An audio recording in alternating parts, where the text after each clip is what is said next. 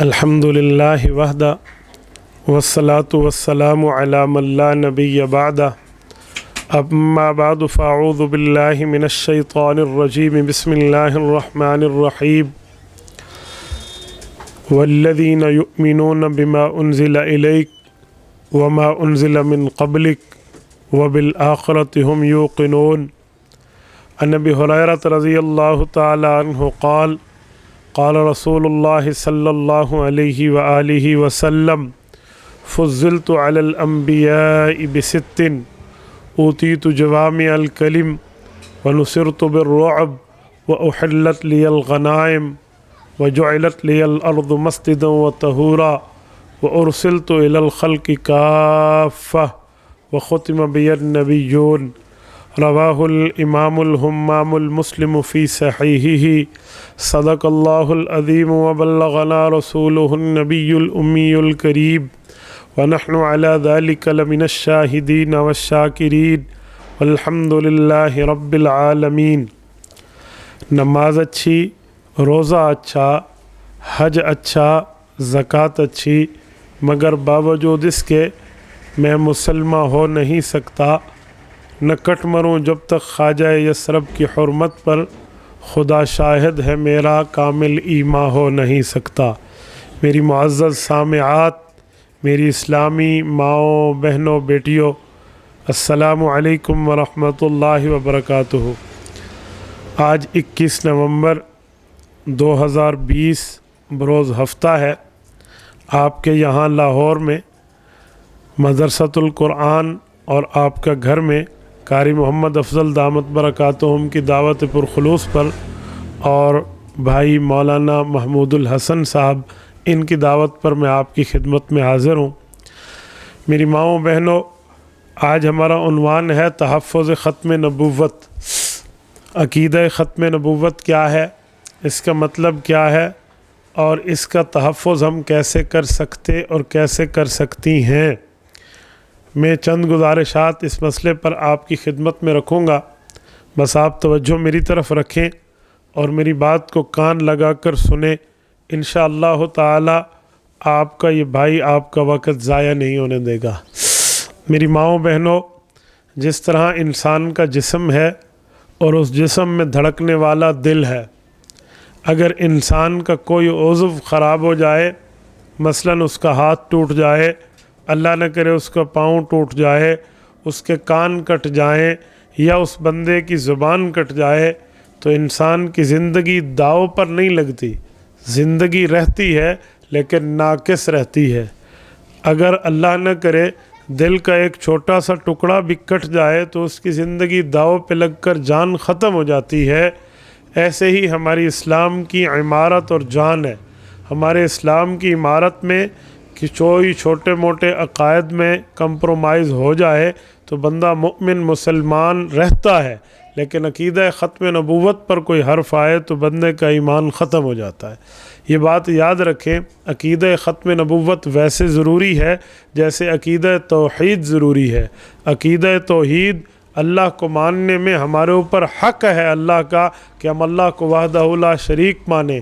عقیدہ ختم نبوت میں ہمارے اوپر یہ حق ہے کہ ہم رسول اللہ صلی اللہ علیہ وسلم کو خاتم النبیین مانیں۔ میری ماؤں اور بہنوں، یہ بات ذہن میں رکھنا کہ عورت کو اللہ نے مقام اور مرتبہ دیا ہے۔ بعض جگہ عورت کا مرتبہ مرد سے اوپر ہے اور بعض جگہ عورت کے اوپر مرد کا مرتبہ بہتر ہے۔ مثلاً رتبے کے لحاظ سے قوت تو مرد کے پاس ہے، لیکن ماں کے قدموں تلے جنت کہی ہے، باپ کے قدموں تلے جنت نہیں کہی۔ اس سے سمجھ آیا کہ ایک عورت کا مقام بھی ہے۔ ہاں، میں یوں کہتا ہوں، رب نے نبوت اور امامت مرد کو دی ہے، لیکن عورت نبی اور امام بن نہیں سکتی، پر نبی اور امام جن ضرور سکتی ہے۔ دنیا میں آنے کا سبب نبی اور امام کی عورت ہے۔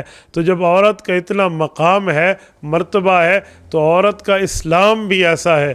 میری ماؤں اور بہنوں، قرآن کریم میں کسی جگہ اللہ نے یہ نہیں فرمایا کہ کوئی مرد نیکی کرے تو میں اس کی نیکی کو ڈبل اجر میں ثواب بنا کر دوں گا۔ فرمایا ہے تو عورت کے لیے۔ سورت نمبر 33 سورۃ احزاب اور پارہ نمبر 22 کی پہلی آیت رب العزت ارشاد فرماتے ہیں وَمَن يَقْنُتْ مِنْكُنَّ لِلَّهِ وَرَسُولِهِ وَتَعْمَلْ صَالِحًا نُؤْتِهَا أَجْرَهَا مَرَّتَيْنِ وَأَعْتَدْنَا لَهَا رِزْقًا كَرِيمًا وَمَن يَقْنُتْ مِنْكُنَّ لِلَّهِ وَرَسُولِهِ پیغمبر کی بیویوں میں جو اللہ سے ڈر رہی اور اللہ پاک کے سامنے سرب و سجود اور رب العزت سے تعلق بنائی ہوئی ہے، ان بیویوں کا مقام یہ ہے تعمل صالحہ، جب یہ نیکی کریں گی نؤتھا اجرہا مرتین، نیکی ایک ہوگی رب العزت طرف سے ثواب ڈبل ہوگا، وَأَعْتَدْنَا لَهَا رِزْقًا كَرِيمًا، اور یہ تو دنیا میں اعزاز ہے، آخرت میں مرتبہ اس سے بڑھ کے عزت والے رزق سے عطا کیا جائے گا۔ تو میری ماؤں اور بہنوں، یہ مرتبہ عورت کو ملا ہے، یہ قرآن کریم نے مرتبہ مرد کو نہیں دیا۔ تو اس سے پتہ چلا بعض صورتوں میں عورتیں مردوں سے ممتاز ہیں، بعض صورتوں میں خواتین مردوں کے اوپر اس درجے پر، اس درجے کی حد تک فائق ہیں۔ تو آپ کا دین بھی اسی طرح، آپ کا ایمان بھی اسی طرح۔ میری ماؤں اور بہنوں، عقیدہ توحید نہیں مانیں گے تو ہمارا اللہ پر ایمان برقرار نہیں رہے گا، اور عقیدہ رسالت کے بعد ختم نبوت نہیں مانیں گے، ہمارا حضور پاک علیہ السلام پر ایمان سلامت نہیں رہے گا۔ میں ایک جملہ کہتا ہوں، ذرا توجہ رکھنا۔ حضرت موسیٰ علیہ السلام کو ماننا نبی ماننا ضروری ہے، حضرت عیسیٰ کو نبی ماننا ضروری ہے، ان کے بعد رسول اللہ صلی اللہ علیہ وسلم کو نبی ماننا بھی ضروری ہے، خاتم النبیین ماننا بھی ضروری ہے۔ ختم نبوت کا مطلب یہ ہے کہ جو اللہ رب العزت نے انبیاء کرام کا سلسلہ شروع کیا تھا، اس سلسلے کو زمانے کے طور پہ ختم رسول اللہ پر کر دیا ہے۔ ہمارے پاک پیغمبر کے بعد کوئی اور نبی نہیں ہے۔ آپ اکثر ایک جملہ سنتی رہتی ہوں گی حدیث پاک کا، میں آپ کے سامنے پڑھ دیتا ہوں۔ جامع ترمذی جلد نمبر 2 کی روایت ہے، سرور کائنات، رحمت دو عالم، شفیع المذنبین، رحمت للعالمین، حضرت محمد مصطفیٰ احمد مجتبیٰ صلی اللہ علیہ وآلہ وسلم ارشاد فرماتے ہیں کہ اے لوگو، جس نے یتیم کی پرورش کی، کل قیامت میں وہ میرے ساتھ ایسے ہوگا جیسے یہ 2 انگلیاں ہیں، یہ انگلی دوسری انگلی کے ساتھ ہے، جس طرح شہادت والی انگلی اور اس کی پڑوسن انگلی ایک دوسرے کے ساتھ اکٹھے ہیں، ویسے میں ہوں گا۔ اسی طرح ایک حدیث اور بھی ہے جس میں اللہ کے رسول نے فرمایا انا والساعۃ کہاتین، فرمایا یہ دائیں انگلی اور بائیں انگلی، یہ جو 2 انگلیاں ایک ہی ہاتھ کے ہیں، شہادت والی اور اس کی ساتھ والی، فرمایا جیسے یہ ساتھ ہیں ایسے میں اور قیامت ایک دوسرے کے ساتھ ہے۔ اس کا مطلب ایک تو یہ ہے کہ قرب قیامت ہے، ایک تو یہ ہے کہ حضور پاک علیہ السلام کے بعد قیامت نزدیک ہے، لیکن ایک اور عقیدہ بھی اس میں سمجھایا جا رہا ہے۔ وہ عقیدہ کیا ہے؟ ختم نبوت کا ہے۔ کیا مطلب؟ جیسے ان 2 انگلیوں کے درمیان تیسری انگلی نہیں ہے، ویسے حضور اور قیامت کے درمیان کوئی نیا نبی نہیں ہے۔ یہ رسول اللہ صلی اللہ علیہ وسلم نے ہمیں سمجھایا، ہمیں بتایا، اور یہی بات صحابہ کرام اور صحابیات کے ایمان کا محور فرمایا۔ مثلا قرآن کریم سورت نمبر 2 سورۃ البقرہ پہلا صفحہ اٹھائیں، جو آیت میں نے خطبے میں پڑھی ہے۔ رب العزت ارشاد فرماتے ہیں والذین یؤمنون بما انزل الیک، فرمایا صحابہ اور صحابیات جو رسول اللہ پر ایمان لانے والے یا لانے والیاں ہیں، ان کے ایمان کی ترتیب کیا ہے؟ ان کے ایمان میں 3 چیزیں شامل ہیں۔ یؤمنون بما انزل الیک، یہ قرآن کریم کو مانتے ہیں، وما انزل من قبلک، پہلی کتابوں کو، تورات کو، زبور کو، انجیل کو، صحائف کو، انہیں مانتے ہیں، وبالآخرۃ ہم یوقنون، اور قیامت کو مانتے ہیں۔ تو میری ماں بہنوں ذرا غور کرنا، اب 3 چیزیں ہو گئی۔ نمبر 1 پہلی کتابیں ماننا، نمبر 2 قرآن کریم ماننا، نمبر 3 قیامت ماننا۔ پہلی کتابیں تورات، زبور، انجیل، تورات، زبور، انجیل اور صحائف ماننا، اس پر ایمان رکھنا کہ اپنے دور کی حق کتابیں تھیں، سچے پیغمبروں پر اتری، اللہ کی طرف سے اللہ کا فرمان بن کے اتری، تو ہمارے ایمان کا حصہ ہو گیا۔ نمبر 2 اس کے بعد جو رسول اللہ صلی اللہ علیہ وسلم پر اللہ نے وحی اتاری ہے، ایمان اتارا ہے، اسلام اتارا ہے، مذہب اور دین اتارا ہے، اس میں ہمارے لیے احکام ہے، اوامر ہے، نواہی ہے، ہمیں احکام کا رب العزت نے پابند فرمایا ہے۔ تو اس سے ہمارے سامنے ایک بات سمجھ آتی ہے، وہ کیا کہ اس کو تسلیم کرنا، قرآن کریم پر ایمان رکھنا، یہ ہمارے ایمان کا جزء لا ینفک ہے، اور ٹوٹ انگ، اس کے بغیر بات بنتی نہیں ہے، یہ جزء لا ینفک ہے۔ نمبر 3 اس کے بعد کیا؟ وبالآخرۃ هم یوقنون، ہم قیامت مانیں گے، قیامت ماننی ہے، آخرت ماننی ہے۔ کیا بتایا جا رہا ہے؟ یہ ہمیں پیغمبروں پر ایمان اور پھر دنیا کا خاتمہ بتایا جا رہا ہے۔ پچھلے نبی حضرت عیسیٰ ہیں، پچھلے نبی حضرت موسیٰ ہیں، پچھلے نبی حضرت داؤد ہیں، اور پچھلے پیغمبر باقی ہیں جو ان پر صحیفے اترے، تو کہا ایمان میں پہلے ان کو مانو۔ نمبر 2، آخری نبی حضور پاک ہیں، ایمان پہ ان پہ اور ان کی کتاب کو مانو۔ اگر حضور کے بعد کوئی اور نبی آنا ہوتا نایا، حضور پاک کے بعد نبوت جاری ہوتی، رسول اللہ صلی اللہ علیہ وسلم کے بعد رسالت کا مسئلہ کنٹینیوسلی جاری رہتا، تو ایمان میں قرآن کے بعد بھی کسی کتاب کا ذکر ہوتا۔ جیسے قرآن میں ایمان لانے کے لیے پہلی کتابوں کو معیار فرما کر کہا گیا انہیں مانو، یہ ایمان۔ نمبر 2، قرآن مانو، تو وما انزل من قبلک کے بعد وما انزل من بعدک کا لفظ اترتا، کہ وما انزل من بعدک، کہ جو آپ کے بعد کتاب اترے گی اس کو بھی مانتے ہیں صحابہ اور صحابیات۔ یوں نہیں فرمایا، بلکہ کیا فرمایا؟ پہلی کتابیں مانتے ہیں، پھر قرآن مانتے ہیں۔ اب نیا نبی آئے گا؟ کہا جی نہیں، وبالآخرۃ هم یوقنون، اب قیامت تو آ سکتی ہے، نیا نبی نہیں آ سکتا۔ اس سے ہمیں ایک بات عقیدہ واضح ہو جاتا ہے کہ حضور پاک علیہ السلام کے بعد نئی نبوت نہیں ہے۔ عبداللہ یوسف علی علامہ واجد علی الہ آبادی یہ دا ہولی قرآن کریم میں ایک جملہ لکھتے ہیں، کہتے ہیں seal of the every new prophet after ہم، رسول اللہ صلی اللہ علیہ وسلم کی ذات اقدس کے بعد کوئی سر مبارک اس لائق نہیں ہے کہ وہ نبی بن کر دنیا میں آ جائے، کسی کے کندھے اس مبارک نہیں ہے کہ ان کندھوں پر نبوت کے تمغہ ہے، نبوت کو سجا کر اسے نبی بنا کر دنیا میں بھیج دیا جائے۔ یوں نہیں ہے، بلکہ اللہ کے رسول صلی اللہ علیہ وسلم نے اس دھرتی کے افضل ترین انسانوں کے بارے میں فرمایا کہ اگر میرے بعد نبوت ہوتی تو رب ان کو دیتا۔ مثلا میں ایک جملہ کہتا ہوں، اللہ کے رسول صلی اللہ علیہ وسلم کی مشہور حدیث ہے، جامع ترمذی باب المناقب میں موجود ہے، حضرت عمر رضی اللہ تعالیٰ عنہ کی شان اقدس میں ہے۔ کیا فرمایا؟ لو کان بعدی نبی لکان عمر، کہ اگر میرے بعد کسی کے سر پہ نبوت کا تاج سجتا، کسی کے کندھوں پہ نبوت کے تمغے سجتے، تو وہ سر اور کندھے حضرت عمر کے تھے، انہیں نبی بنا کر بھیج دیا جاتا۔ لیکن جب عمر فاروق کو نبوت کا اعلان نہیں ملا، حضرت عمر کو نبوت کی ڈیوٹی نہیں ملی، حضرت عمر رضی اللہ تعالیٰ عنہ کو نبی نہیں بنایا گیا، تو حضرت عمر کے بعد کون ایسا بندہ ہے جو کہے میں اس نبوت کے لائق ہوں اور میں نبی بن سکتا ہوں؟ کون ہے؟ دیکھیں عمر تو وہ ہے جس کے لیے اللہ کے رسول نے فرمایا عمر کا دماغ سوچتا ہے اور عمر کی زبان بولتی ہے، فرمایا اس کی سوچ پر بھی رب کا پہرا، اس کی زبان پر بھی اللہ کا پہرا ہے۔ حدیث پاک ہے ان اللہ جعل الحق علی لسان عمر و قلبی، عمر کے دل پر اللہ حق جاری فرماتے ہیں، عمر کی زبان پر اللہ حق جاری فرماتے ہیں۔ زبان پہ حق جاری تو سمجھ آتا ہے، دل پہ حق جاری کسے کہتے ہیں؟ سوچنے کو کہتے ہیں نا، تیرے دل میں کیا ہے ذرا دل سے فیصلہ لے، یعنی سوچ۔ تو فرمایا عمر کا بولنا بھی ٹھیک ہے، عمر کا سوچنا بھی ٹھیک ہے، اور حضرت عمر کے خواہش پر، حضرت عمر کے بولنے پر، حضرت عمر کے مشورے پر، حضرت عمر کی رائے پر، حضرت عمر کی چاہت پر قرآن کریم کی درجنوں آیات اتری ہیں۔ کچھ عرصہ پہلے میں نے اس پر گفتگو کی ہے، تقریباً 31 کے لگ بھگ آیات ہیں۔ اگر اس پہ تتبع کیا جائے تو میں اس کو تحدیث بن نعمت کے طور پہ کہتا ہوں 50 تو کہیں بھی نہیں گئی، 50 آیات حضرت عمر کی شان میں نازل ہونے والے نکل سکتے ہیں قرآن کریم سے۔ سیدنا عمر فاروق رضی اللہ تعالی عنہ وہ شخصیت ہے۔ میں ایک واقعہ دے کر اس ختم نبوت پہ بات آگے کرتا ہوں۔ طواف کعبہ جاری ہے، اور کعبہ کا طواف کون کر رہے ہیں؟ صحابہ۔ کن کے ساتھ؟ امام الانبیاء صلی اللہ علیہ وسلم کے ساتھ۔ حضور علیہ السلام طواف کر رہے ہیں، 7 چکر پورے ہوئے، حجر اسود کا استعلام کیا اور چل میرا بھائی۔ کیوں؟ اس زمانے میں 2 نفل پڑھنے کا حکم نہیں آیا تھا، جسے 2 نفل واجب الطواف کہتے ہیں۔ آج آپ نہ پڑھیں، آپ کی طواف کا عبادت مکمل نہیں ہوتی، لیکن اس وقت حکم نہیں تھا۔ سارے چلنے لگے، حضرت عمر بھی چل پڑے اللہ کے رسول صلی اللہ علیہ وسلم کے اتباع میں۔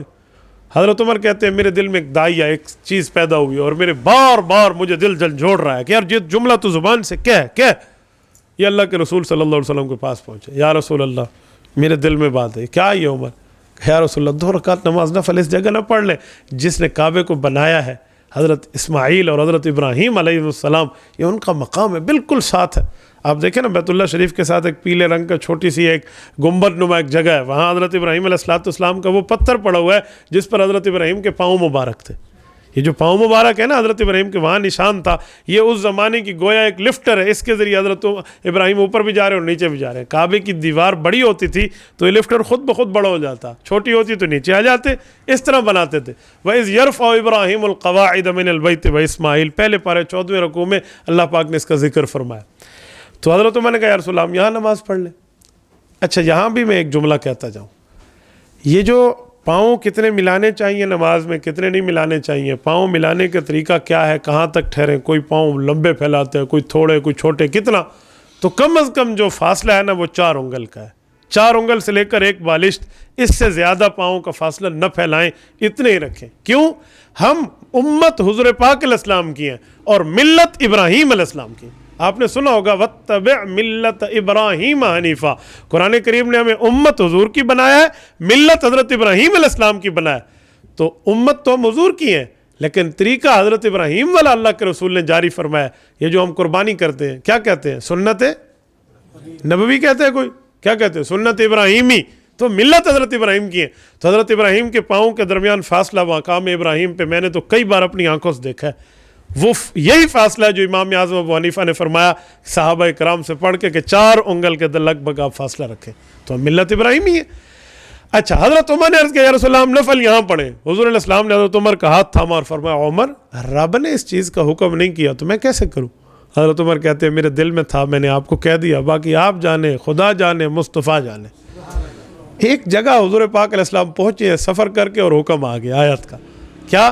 وَاتَّخِذُوا مِن مَّقَامِ إِبْرَاهِيمَ مُصَلًّى، کہ آج کے بعد آپ نے اس جگہ پہ نفل پڑھنے ہیں۔ آج واجب الطواف ہو گیا۔ یہ عمر نبوت کا تاج حاصل نہ کر سکا، کیوں؟ حضرت رسول اللہ خاتم النبیین ہے۔ ایک اور موقع جنگ تبوک پہ اللہ کے رسول صلی اللہ علیہ وسلم جا رہے ہیں، حضرت علی المرتضیٰ رضی اللہ عنہ فرماتے ہیں میں بار بار سوچتا تھا حضور مجھے فرمائیں گے علی چلو، جب میری باری آتی آپ علیہ السلام نظر ہٹا کے کسی اور کہتے آپ چلو آپ چلو آپ چلو، میرے اوپر اللہ کے رسول نظر نہیں ٹک رہی۔ تو جس وقت کوچ کا وقت آیا حضرت علی المرتضیٰ کو اللہ کے رسول نے فرمایا علی اس بار آپ میری جگہ پہ پیچھے لوگوں کو نمازیں پڑھائیں، میں سفر پہ جا رہا ہوں۔ حضرت علی المرتضیٰ کرنے لگے یا رسول اللہ آپ کا حکم سر آنکھوں پہ، لیکن میں بچوں اور معذوروں میں رہوں گا، میرے پاس تو ذوالفقار ہے، میں تو بہادر ہوں، آپ نے مجھے شیر خدا فرمایا، آپ جنگ میں چھوڑ کے مجھے گھر بٹھا رہے ہیں لیکن میں آپ کا حکم مانوں گا۔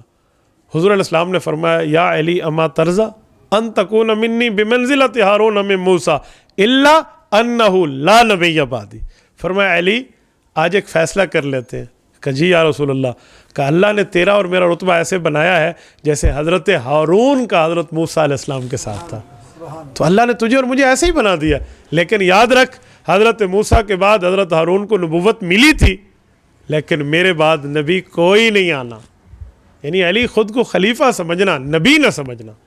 جو علی المرتضیٰ رسول اللہ کا کزن ہے، چچا زاد بھائی ہے، حضور پاک علیہ السلام کا داماد ہے، خلیفہ چہارم ہے، شاگرد ہے، صحابی ہے، مومن ہے، بچوں میں سب سے پہلے ایمان لانے والا ہے، اور جنت میں اللہ کے رسول کو پڑوسی ہے، حضرت زہرا حضور کی چوتھی اور چہیتی بیٹی کا خامند ہے، جنت کے مالکان حضرات حسنین کا ابو ہے، ان کو نبوت کا تاج نہیں دیا گیا تو اس امت میں کس کا سر اس قابل ہوگا جو اس کو نبوت کا تاج ملے؟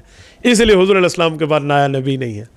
میں یہاں ایک جملہ کہتا ہوں، کچھ لوگ اس حدیث پاک سے غلط مطلب نکالتے ہیں، وہ کہتے ہیں اس سے پتہ چلا حضرت علی المرتضیٰ حضور کے بعد پہلے خلیفہ ہیں، بیجی دلیل کا حضرت موسیٰ علیہ السلام کے بعد حضرت ہارون کو نبوت ملی تھی تو حضور علیہ السلام کے بعد حضرت علی کو خلافت ملی ہے۔ میں نے کہا جی 2 باتیں سمجھیں۔ نمبر 1، حضرت موسیٰ علیہ السلام نے اپنی زندگی میں حضرت ہارون علیہ السلام کے لیے نبوت مانگی تھی، کیوں؟ کئی نسبحک کثیرا و نذکرک کثیرا، میرے مولا میں فرعون کے پاس جا رہا ہوں گفتگو کرنے تو مجھے میرا بھائی دے دے، ہارون اخی اشدد بہ ازری، وہ میرے ساتھ کمر پشتی بان بنے گا، ہم 2 ہوں گے، 1 1 2 11 ہوتے ہیں، ہم جا کر فرعون سے بات کریں گے اور اجتماعی آپ کا ذکر کریں گے اور آپ کو یاد کریں گے۔ کئی نسبحک کثیرا و نذکرک کثیرا میں اکٹھے ذکر بھی کریں گے اور جو ہے نا آپ کو یاد بھی کریں گے اور تسبیح کریں گے، یعنی اللہ رب العزت کو یاد کریں گے۔ تو ہم فرعون کے پاس جانا چاہ رہے تو رب نے دے دیا، فرمایا وَلَقَدْ مَنَنَّا عَلَيْكَ مَرَّةً أُخْرَىٰ، یہ ہم ایک احسان اور کر رہے ہیں، موسیٰ لے تیرے بھائی کو اپنے نبی بنا دیا۔ وہ لے کر چلے گئے، فرعون کو دعوت دی، نہ مانا، وہ ڈوب گیا، حضرت موسیٰ حضرت ہارون کامیاب ہو گئے۔ لیکن جو خلافت کا مسئلہ ہے نا وہ پیغمبر کی وفات کے بعد ہوتا ہے، تو اگر حضرت علی حضرت رسول اللہ صلی اللہ علیہ وسلم کے بعد خلیفہ ہیں تو حضرت ہارون سے تو مثال بنتی نہیں ہے. کیوں؟ حضرت ہارون تو حضرت موسیٰ علیہ السلام کی زندگی میں فوت ہو گئے تھے. حضرت ہارون کی وفات حضرت موسیٰ کی زندگی میں ہوئی ہے، تو ان کے بعد تو خلافت حضرت سیدنا یوشع بن نون کو ملی حضرت موسیٰ علیہ السلام کی. حضرت موسیٰ کی خلافت تو حضرت ہارون کو ملی نہیں ہے. تو یہ خلافت بلا فصل سیدنا علی المرتضیٰ کو کیسے ثابت کیا جا سکتا ہے کہ حضرت علی المرتضیٰ تو حضرت رسول اللہ کے بعد اس دھرتی پر 40 سال زندہ رہے ہیں؟ تو یہ نہیں ہو سکتا. اسی لیے اس خلافت سے استدلال نہیں ہوتا. اس سے صرف یہ ہے کہ جیسے موسیٰ اور حضرت ہارون علیہ السلام کا آپس میں پیار، تعلق، محبت اور ایک خون تھے، ایسے حضرت علی کو حضور فرما رہے ہیں تیرا میرا آپس محبت، پیار، تعلق اور ہم ایک خون ہیں، دونوں ہاشمی ہیں. یہ سمجھایا جا رہا ہے. تو میری ماؤں بہنوں، اتنے بڑے صحابہ کو ختم نبوت کی وجہ سے نبوت نہ ملی تو آج کسے مل سکتی ہے؟ اچھا، اس سے ایک جملہ اور کہوں. عقیدہ ختم نبوت وہ ہے جس کے لیے رسول اللہ صلی اللہ علیہ وسلم نے دکھ برداشت کیے ہیں لیکن عقیدے پر حرف نہیں آنے دیا. آپ کہیں گی کیسے؟ سنو. آپ علیہ الصلوۃ والسلام کے 3 بیٹے ہیں، 4 بیٹیاں ہیں. حضور کی 7 اولادیں ہیں، اور آپ جانتی ہیں کہ حضور علیہ السلام کی پہلی بیٹی سیدہ زینب، دوسری سیدہ رقیہ، چوتھی سیدہ ام کلثوم، تیسری سیدہ ام کلثوم، چوتھی سیدہ فاطمۃ الزہرا رضی اللہ عنہن. تو پیغمبر کی 4 بیٹیاں ہیں، چاروں زندہ رہیں اس دھرتی پر.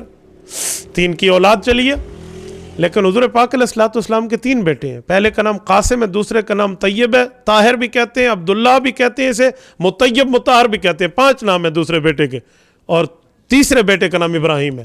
تو 3 بیٹے ہیں، طیب ہو گیا، قاسم ہو گیا اور ابراہیم ہو گیا. یہ تینوں اس دھرتی پر زندہ نہیں رہے، بچپن میں فوت ہوئے.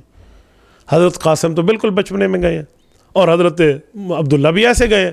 جو حضور علیہ السلام کے بیٹے حضرت ابراہیم ہے وہ 18 ماہ کی عمر میں دنیا سے گئے ہیں، یعنی کم از کم ان کی عمر 1.5 سال ہو چکی تھی. اور مائیں بہنیں آپ تو بہت اچھی طرح جانتی ہیں کہ 1.5 سال کا بچہ تو بولتا بھی ہے نا، وہ کوئی اغو بغو کر کے ماں باپ کے ساتھ بات بھی کر لیتا ہے، وہ چل بھی اپنے پاؤں پہ سکتا ہے، اور وہ ایسی عمر میں پہنچ چکا ہوتا ہے کہ ماں باپ کو چہیتا بھی لگتا ہے. تو حضور علیہ الصلوۃ والسلام کا یہ بیٹا تو حضور علیہ الصلوۃ والسلام کے سینے مبارک پہ کھیلنے والا تھا. یہ بیٹا تو 18 ماہ کی عمر میں تھا. سب سے زیادہ بیٹوں میں اس چھوٹے بیٹے نے عمر پائی ہے 18 مہینے. اور آپ علیہ الصلوۃ والسلام نے جب اسے گود میں سلایا اور اس کی وفات کا وقت آ پہنچا، حدیث پاک میں ہے وَهُوَ يَتَتَعْتَعْ، اس کی سانس اکھڑ گئی. تو اللہ کے رسول صلی اللہ علیہ وسلم رو رہے تھے، آپ علیہ الصلوۃ والسلام کی آنکھوں سے آنسو مبارک جاری تھے. تو حضرت رسول اللہ صلی اللہ علیہ وسلم کی گود میں اس نے ایک ہچکی لی اور وہ فوت ہو گیا.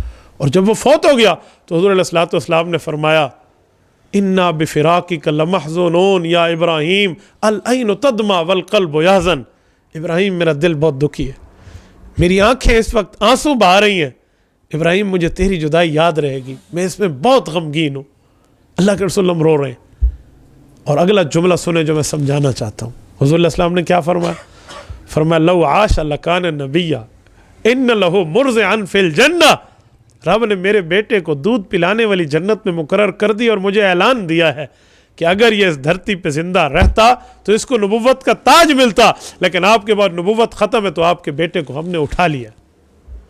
میری ماؤں بہنوں، اس سے اندازہ لگائیں کہ عقیدہ ختم نبوت کے تحفظ کے لیے تو اللہ کے رسول نے دکھ برداشت کیے. تو اگر کوئی اور نبی بننے کا اس طرح مستحق ہوتا تو حضور علیہ السلام کو دکھ کیوں ملے تھے؟ یہ تکلیفیں کیوں سہی تھی؟ پیغمبر نے غم کیوں سہا تھا؟ حضور کا دل کیوں دکھا، آنکھیں کیوں ڈگمگا کر آنسو بہا رہی تھی؟ کیا بات ہے یار، ہم رسول اللہ صلی اللہ علیہ وسلم کی ختم نبوت کے لیے کسی نئے نبی کا اعلان کر دیں، نعوذ باللہ من ذالک. تو آج جو حضور پاک کے بعد نئی نبوت کا دعویٰ کرتا ہے وہ نبی نہیں ہے، وہ دجال ہے. وہ نبی نہیں ہے، وہ مسلمان نہیں ہے، وہ غیر مسلم ہے. مرزا غلام احمد قادیانی جو 1907 میں مرا ہے، اس کا نظریہ کیا ہے؟ 1909 میں اس کا نظریہ یہ ہے کہ میں حضور پاک کے بعد نبی ہوں. اور یہ قادیانی اور مرزائی خود کو نبی منا کر اور پیش کرتے ہیں دنیا میں. یہ مختلف فرقے ہیں، مرزائی بھی ان کا نام ہے، قادیانی بھی ان کا نام ہے. ایک فرقہ ان کا لاہوری ہے، ڈاکٹر محمد علی کے متبع، وہ بھی خود کو یہ کہتا تھا. اللہ پاک کرم فضل احسان فرمائے ملک پاکستان کے علماء کرام پر. اور آپ کی اسی شہر لاہور پر جامع مسجد وزیر خان سے جو جلوس نکلا تھا، امیر شریعت سید عطا اللہ شاہ بخاری رحمۃ اللہ علیہ کی قیادت میں 1953 کے اندر 10,000 ماؤں کے لال شہید ہوئے تھے. اس دن لاہور کے نالوں میں پانی نہیں بہ رہا تھا، خون چل رہا تھا. تو ان ماؤں کی بیٹوں نے کیوں قربانی دی تھی؟ وہ ان दुल्हन के सुहाग क्यों उजड़े थे? हुजूर अलैहिस्सलाम की ख़त्म नबूवत पे कुर्बानी दी। सारे निकले कि नहीं, हुजूर अलैहिस्सलाम की ख़त्म नबूवत के ताज में कोई हाथ डालेगा तो वो हाथ सलामत नहीं रहेगा। जो आंख पैगंबर की ख़त्म नबूवत की तरफ बुरी नज़र देखेगी वो आंख फोड़ दी जाएगी। तो माओं ने अपने बेटे दिए, बहनों ने अपने भाई दिए, बीवियों ने अपने शोहर दिए, और ये सारे आगे निकले और इन्होंने आकर ख़त्म नबूवत का तहफ़्फ़ुज़ किया। और वो वक्त आया जब मिस्टर ज़ुल्फ़िकार अली भुट्टो, अल्लाह इसे मग़फ़िरत फरमाए, इसकी हुकूमत थी। क़ायद मिल्लत इस्लामिया मौलाना मुफ्ती महमूद रहमतुल्लाह अलैह एमएनए मुंतखब हुए। कौमी असम्बली में बात आई तो फरमाया बुलाओ ना कादियानियों को, हमारे साथ बात करा लो इनको। 13 दिन इनको मौका दिया, कादियानियों की क़यादत को बुला के आओ अपना ईमान साबित करो, आओ अपना इस्लाम साबित करो। 13 दिन कौमी असम्बली में इनका मौक़िफ़ सुना गया, और ये 13 दिन में न कुरान की कोई आयत पढ़ सके, न हुजूर का फरमान पढ़ सके कि मिर्ज़ा कादियानी नबी है। वो बहुत ही तो पढ़ते, जब थी नहीं तो पढ़ते कहाँ। 13 दिन बाद ये जलील और खवार हुए और वहाँ से, और निकलते वक्त बहुत अच्छा कारनामा हुआ। वो क्या हुआ? सारे एमएनए मौजूद हैं, सारे सेनेटर्स मौजूद हैं, वज़ीर आज़म वक्त मौजूद है, और उसकी मौजूदगी में मुफ्ती महमूद रहमतुल्लाह अलैह ने पूछा कि क्या कोई नबी गालियाँ भी देता है? जी नहीं। अन्य नबी ला फहाश वला लाआन, न कोई नबी फहाश गुफ्तगू वाला होता है, न कोई नबी लानत करने वाला लाआन होता है, यूँ नहीं है। तो तुम्हारा तो मिर्ज़ा इससे बढ़ के। उन्होंने कहा जी हमारे पास इस बात का तुम्हारे पास क्या सबूत है? इन्होंने किताब पेश की, कहा ये लो किताब। मैंने उलमा से सुने, जब किताब हज़रत मुफ्ती साहब ने पेश की तो कादियानियों के बड़े ने मुफ्ती महमूद रहमतुल्लाह ताला अलैह को ऊपर एतराज़ करते हुए कहा कि हो सकता है किताब झूठी हो। तो हज़रत मुफ्ती साहब ने बहुत अच्छी बात की, उन्होंने कहा जी मेरी टेलीफोन भी काट दें, इनकी टेलीफोन का सिलसिला भी काट दें, हम दोनों को दुनिया से गैर मुतल्लिक़ कर दें। इसी वक्त वज़ीर आज़म यहाँ से किसी को बाहर न जाने दे इस हाउस से, आप हेलीकॉप्टर भेजें, ये चिन्योट रब्वा से छप के आई है, इनके पब्लिशर के पास जाए, अभी आप चिन्योट के डीसी से बात करके वहाँ से इनकी दुकान से बुक मंगवा लें। अगर हवाला न निकला मुफ्ती महमूद अपनी मौत लिख देगा। और मंगवाई गई, किताब पेश हुई और इबारत मिली, तो अब कादियानियों का मुंह छोटा हो गया। क्यों? उसमें लिखा हुआ था कि जो कादियानी नहीं बनेगा वो किसी बदकार औरत की औलाद है, वो शरीफ माँ के औलाद नहीं है। मिर्ज़ा कादियानी कहते हैं कुल्लु मुस्लिमी युसद्दिकुनी वयक़बलु दावती इल्ला ज़ुर्रियतल बगाया, का जिसने मुझे माना है और मेरी तस्दीक करके मिर्ज़े को नबी तस्लीम किया है वो नेककार औरत की औलाद है, और जो नहीं मानता वो बदकार औरत की औलाद है। तो कौमी असम्बली के लोगों से मुफ्ती महमूद रहमतुल्लाह ने पूछा मुझे बताओ आप सब मानते हो? मैं कहा जी नहीं। कहा ये तुम्हारी माओं को गालियाँ दे रहा है। और सिर्फ हमारी अपनी माओं की बात नहीं है, मिर्ज़ा कादियानी वो मलऊन आदमी है जो अपनी बीवियों को उम्महातुल मुमिनीन कहता था। क्या सैयदा आयशा का मकाम और क्या मिर्ज़े की बीवी की हैसियत। मिर्ज़ा कादियानी अपने 4 दोस्तों को खुलफाए राशिदीन कहता था, अपने 10 शागिर्दों को अशरा मुबशरा कहता था, और मिर्ज़ा कादियानी अपनी बीवियों का रुतबा और पता नहीं जन्नत और दोज़ख और मुहाजिर और अंसार सारे रसूलुल्लाह सल्लल्लाहु अलैहि वसल्लम के दीन की बातें अपने ऊपर चस्पा करके बैठा था। और हज़रत हुसैन रज़ी अल्लाह ताला ने बहुत बड़ी कुर्बानी दी है मैदान करबला में। हज़रत हुसैन की कुर्बानी का मजाक उड़ा के मिर्ज़ा कहता था मेरी कुर्बानी को सुनोगे तुम्हें हुसैन की कुर्बानी भूल जाएगी, तुम उस सहाबी के पीछे चलते हो, तुम्हारे पास तो नबी मौजूद है, नऊज़ु बिल्लाहि मिन ज़ालिक। तो इस पर हमारी हुकूमत ने काम किया और कादियानियों को 7 सितंबर 1974 की लेजिस्लेटिव असम्बली ने काफिर करार दिया है। आज पाकिस्तान का मुल्क वो खुशकिस्मत मुल्क है जिसमें ये बेईमान अपने मज़हब को इस्लाम पे पेश नहीं कर सकते। आज कादियानी रोते हैं जी हमें अजान देने का हुक्म नहीं हुआ, हमें अजान मना किया। मैंने कहा बाबा अजान तो मुसलमानों की है, तुम खुद को मुसलमान साबित करो फिर अजान दो। कादियानी अपनी मस्जिद को मस्जिद नहीं कह सकता, कलमे की दावत नहीं दे सकता। हाँ अपने मज़हब से तौबा तैब हो, फिर हमारा भाई है, फिर हमारे पास आए, हम गले से लगाएंगे। अगर ये रसूलुल्लाह सल्लल्लाहु अलैहि वसल्लम का ताबेदार बन के आएगा हम गले से लगाएंगे, और अगर गद्दार बनेगा हम गले पकड़ेंगे। ये नहीं हो सकता कि हम हुज़ूर पाक अलैहिस्सलातु वस्सलाम के वफादार उम्मती न बने। हमारे गुनाह ज़रूर हैं, गलतियाँ ज़रूर हैं, ख़ताएँ ज़रूर हैं, लेकिन हम पैगम्बर अलैहिस्सलातु वस्सलाम के गद्दार नहीं हैं। ये एक ही रिश्ता है जो कल क़यामत में हमें बख्शिश की उम्मीद दिलाए हुए है कि हमने अल्लाह के रसूल सल्लल्लाहु अलैहि वसल्लम से कल क़यामत में सिफारिश लेनी है। आज एक वो रिश्ता भी तोड़ बैठे तो हमारे पास बचा गया। तो मेरी माओ बहनों, ये बातें समझाने के लिए आज कारी साहब ने आपको जमा किया, यही बातें बताने के लिए आपको जमा किया है, यही बातें सुनाने के लिए आपको जमा किया कि अपनी औलादों को, अपने घर वालों को, अपने बहन भाई को, अपने माँ बाप को, अपने اپنے بیٹوں کو یہ بات سمجھائیں کہ حضور پاک علیہ الصلوۃ والسلام کے بعد نیا نبی اس دھرتی پر پیدا نہیں ہونا. حضرت عیسیٰ علیہ السلام جو قیامت سے پہلے آئیں گے حضور کی مدد کے لیے، وہ پہلے کے نبی ہیں، وہ نئے نبی نہیں ہیں، اس لیے نیا نبی نہیں آ سکتا. حضرت عیسیٰ کے آنے سے ختم نبوت پہ فرق نہیں ہے، مرزا قادیانی کے آنے سے فرق پڑتا ہے. تو میں بات ختم کرتے ہوئے آخر میں پیغام دوں گا، اور اس امید کے ساتھ کہ میری مائیں بہنیں اس عقیدے کو لے کر چلیں گی، اس کو پھیلائیں گی، اس کو سنیں اور سمجھیں گی. اور میں ایک گزارش مزید بھی کرتا ہوں. آج مشورہ تو میرا یہی ہے کہ عورت موبائل استعمال نہ کرے، انٹرنیٹ نہ کرے تو بہتر ہے، لیکن جو کرتی ہیں میں ان کو بتا رہا ہوں کہ آپ اپنا طریقہ صحیح کریں، آپ اپنا طرز صحیح رکھیں. حضرت جی مولانا الیاس دہلوی رحمۃ اللہ نے جب عورتوں کی تبلیغی جماعت شروع کی نا، تو لوگوں نے کہا کہ عورتوں کو آپ نے گھروں سے نکالا ہے تبلیغ میں. انہوں نے کہا جی ہم نے گھروں سے نہیں نکالا، عورتیں گھروں سے پہلے نکلی ہوئی تھی، ہم نے رخ بدلا ہے. بازار نہ جاؤ، اللہ والوں کے پاس آؤ. تو نیٹ پر پہلے عورتیں بیٹھی ہیں، میں نے نہیں لگایا، میں رخ بدل رہا ہوں. آج ہماری گفتگو یہ براہ راست نشر ہو رہی ہے. آپ فیس بک پر لکھیں مفتی عبدالواحد قریشی، آپ میرا نام تحریر کریں، آپ کو ہمارا پیج ملے گا. آپ اس پیج پر ہمارا آج کا براہ راست گفتگو سن بھی سکتی ہیں اور اپنے پاس رکھ بھی سکتی ہیں. اپنی سہیلیوں تک آپ شیئر کر کے عقیدے کی بات سمجھا بھی سکتی ہیں. یہ روزانہ کی بنیاد پہ. آپ یوٹیوب پر میرا نام مفتی عبدالواحد قریشی سرچ کریں، میرا یہی نام سرچ کریں، میرے نام کے ساتھ آگے اسپیچز سرچ کریں، اسپیچز لکھیں گی فل بیان نکلیں گے. خالی میرا نام لکھیں تو اس پر شارٹ کلپس نکلیں گی یوٹیوب سے. آپ اس چینل کو سبسکرائب کریں، بیل آئیکن دبائیں اور اپنے پاس رکھیں اور آگے چلائیں. اس کی وجہ ہمارے اندر آج غلطی ہے، ہم گانے شیئر تو کرتی ہیں، گانے آگے چلاتی ہیں. میری مائیں بہنوں میں اوریانی کی پوسٹیں تو آگے چلتی ہیں، ایران توران اور سردار اور پٹھان کے لطیفے تو ایک دوسرے کو ہم سناتے اور سنتے رہتے ہیں، لیکن دین کے کام میں ہم نہیں دیکھتے. آج گانے شیئر کرو گی، آج غلطی کرو گی، کل قیامت میں رب العزت کا اس کا جواب دینا ہوگا. سورۃ یاسین سورت نمبر 36 پارہ نمبر 23 رکوع نمبر 4 اللہ فرماتے ہیں الیوم نختم علی افواہہم، قیامت میں منہ بند ہوگا. وتکلمنا ایدیہم، ہاتھ بولیں گے. وتشہد ارجلہم، پاؤں بولیں گے. بما کانوا یکسبون، کس نے کیا کیا تھا، کیا کارنامے ان نے سر انجام دیے تھے. جب ہاتھ بولیں گے نا، آج ہاتھ سے شیئر ہو رہا ہے، ہاتھ سے لائک ہو رہا ہے، ہاتھ سے کمنٹ ہو رہا ہے، ہاتھ سے لکھا جا رہا ہے، ہاتھ سے آئی ڈی کھل رہی ہے، ہاتھ سے لاگ ان لاگ آؤٹ ہو رہا ہے، تو یہ کل قیامت میں جواب دینا ہے. حدیث پاک میں ہے لوگوں کے سامنے کوئی اچھا بنے اور تنہائی میں اللہ کو گناہ کرنے والے کام کرے، کل قیامت میں سب نیکیوں کو اللہ ایک پھونک سے ہوا میں اڑا دیں گے.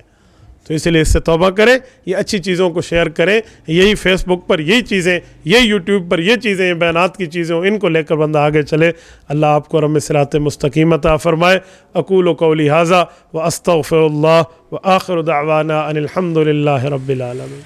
إلهي واسع الكرم ورب البيت والحرم إليك أتيت